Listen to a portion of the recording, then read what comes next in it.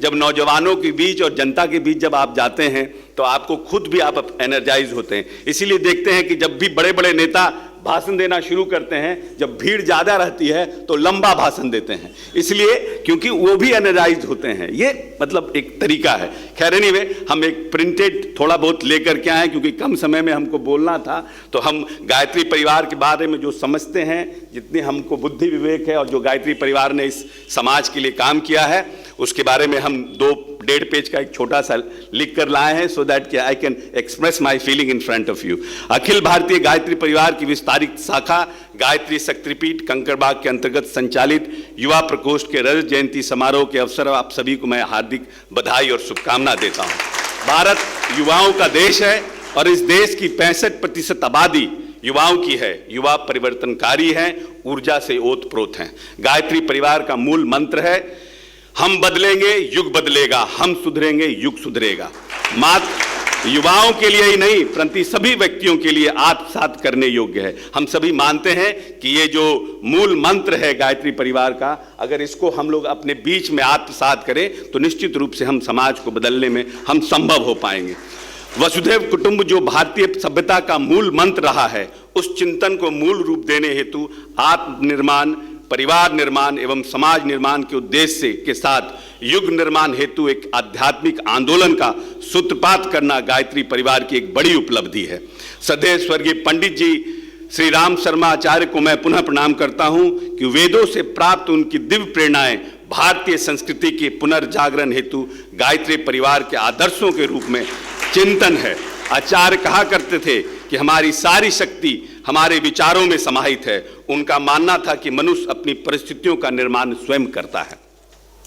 मेरा भी मानना है कि एक विचारवान व्यक्ति ही एक अच्छे परिवार, समाज, देश के निर्माण में अपने दायित्व का समुचित रूप से निर्वहन कर सकता है। हमारी वैदिक सूत्रों को गौतम बुद्ध भी अप दीपो भव एवं महात्मा गांधी ने कहा है, you must be the change you want to see in the world के रूप में बताते रहे हैं। आपका दैनिक सत्य चिंतन भी अत्यंत प्रेरणादायी होता है। उसके साथ ही आपके सफाई अभियान, निर्मल गंगा जल अभियान, जल संरक्षण आंदोलन एवं वृक्ष गंगा अभियान आज की विषम जलवायु परिवर्तन की परिस्थितियों में अत्यंत महत्वपूर्ण है। हमारे नेता माननीय नीतीश कुमार ने इस प्रदेश में जो जलवायु परिवर्तन की परिस्थितियां आई, उसके लिए इस प्रदेश में जल जीवन हरियाली जैसी योजना की शुरुआत की। और बहुत से लोगों को शायद पता नहीं है कि चुनाव के दरमियान ही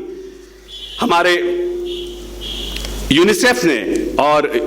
यूएनओ से माननीय नेता को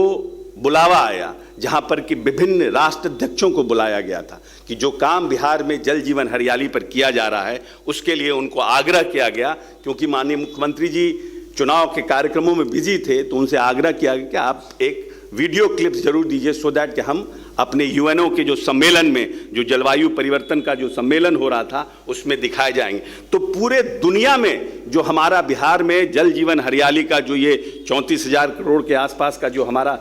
जो प्रावधान माननीय नेता ने किया है, तो निश्चित रूप से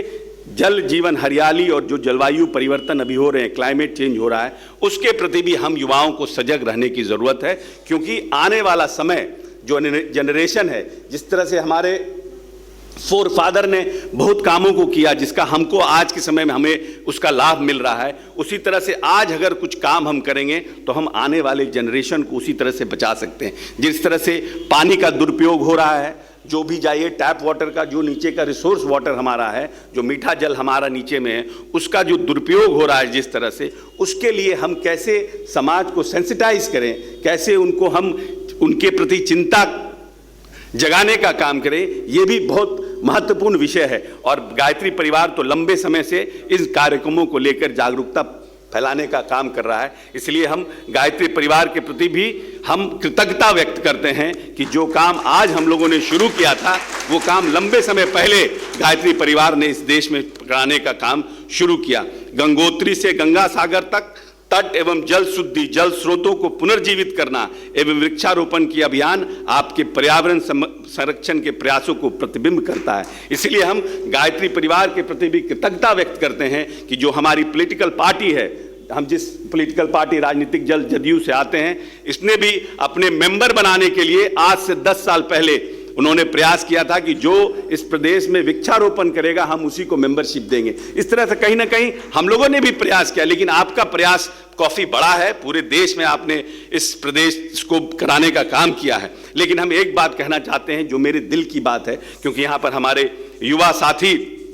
सब लोग हैं, कि जातीय व्यवस्था पर जिस तरह से हम पर्यावरण पर चिंता करते हैं, उसी तरह से हमें जातीय व्यवस्था पर भी मजबूत कुठाराघात करना पड़ेगा। जब तक ये जातीय व्यवस्था बदलेगी नहीं, जब तक हम इस जातीय व्यवस्था को बदलने में कामयाब नहीं होंगे, तब तक जो परफॉर्मेंस बेस्ड जो इंडिविजुअल है उसकी जो व्यवस्था है वो मार खाती रही है। लोग जाति के नाम पर भूमिहार, ब्राह्मण, दलित, यादव, मुस्लिम करके के लोग बांटते हैं। इससे नहीं, जब तक जिस व्यक्ति में परफॉर्मेंस है, जिस व्यक्ति में इंटेलेक्चुअल प्रॉपर्टी है, जिस व्यक्ति में बुद्धिमत्ता है, चाहे वो किसी जाति का हो, किसी धर्म का हो, उसको हमको प्रोटेक्ट करना चाहिए, उसको हमको आगे लेना चाहिए। इसके लिए भी हम कोशिश करेंगे, आप लोगों से निवेदन करेंगे कि इस व्यवस्था पर भी कुठाराघात करिए, नहीं तो आने वाले समय में जिनमें इंटेलेक्चुअलिटी है, जिनमें परफॉर्मेंस करने की शक्ति है, वो जात के नाम पे, क्योंकि कोई व्यक्ति दिखता है तो उसकी पहचान होती है कि ये समाज से आता है, इस जात से आता है, उसके इंटेलेक्चुअल प्रॉपर्टी क्या है, उसमें बुद्धिमत्ता क्या है, इससे उसकी पहचान होनी चाहिए। इसीलिए मनीष जी से हम आग्रह करेंगे कि मनीष जी बहुत अच्छा भाषण देते हैं, उनके पास एनर्जी के बारे में तो हमने चर्चा की ही, तो मनीष जी अगर इसको अपने मंचों से बोलना शुरू करेंगे तो हम समझते हैं कि हम कहीं ना कहीं इन सब चीज़ों के बारे में समाज को, जो यंग जनरेशन है, जो अपकमिंग जनरेशन है, जो आने वाले समय में इस समाज को आने वाले समय में नेतृत्व देने का काम करने वाला है, वो समाज को कहीं ना कहीं सेंसिटाइज होगा, वो समाज कहीं ना कहीं चिंता करेगा और निश्चित रूप से उसका फायदा हमारे आने वाले जनरेशन को मिलेगा। मैं पुनः पूज्य गुरुदेव एवं माता जी को प्रणाम एवं श्रद्धांजलि अर्पित करते हुए भगवान से प्रार्थना करता हूं कि गायत्री परिवार युग परिवर्तन के अपने संकल्पों को पूरा करने में सफल हो एवं युवा शक्ति अपने क्षमताओं को सदुपयोग करने हेतु हमेशा आपके आदर्शों से प्रेरणा पाते रहे। और मनीष जी को एक बार पुनः आप सब लोगों के सामने साधुवाद देते हैं, धन्यवाद देते हैं, अपने एनर्जी और अपनी ऊर्जा को इसी तरह से बनाए रहें। बहुत बहुत धन्यवाद।